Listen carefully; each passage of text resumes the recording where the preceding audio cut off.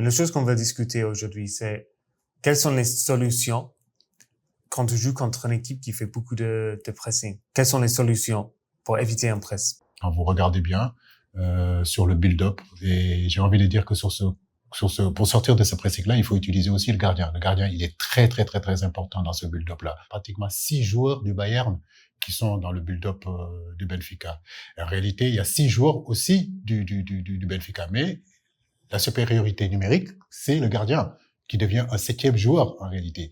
Donc ça veut dire que c'est lui le meneur de jeu, c'est lui qui a le ballon, parce que c'est lui qui n'est pas marqué. Personne ne viendra le presser.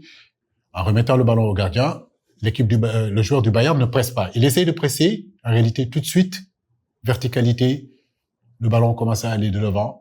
Et à partir de là, c'est là que l'action commence. C'est là que tout est intéressant parce qu'il gagne le premier ballon, il gagne le deuxième ballon.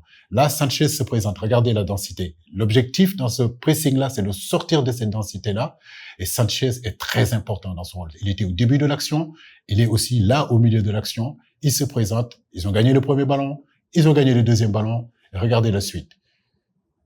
Sanchez qui se présente, qui oriente le jeu. Et qu'est-ce qu'il fait? Il utilise la largeur. Et à partir de là, il combine. Et comme je l'ai dit, vous voyez tout de suite, le reste, c'est juste magnifique.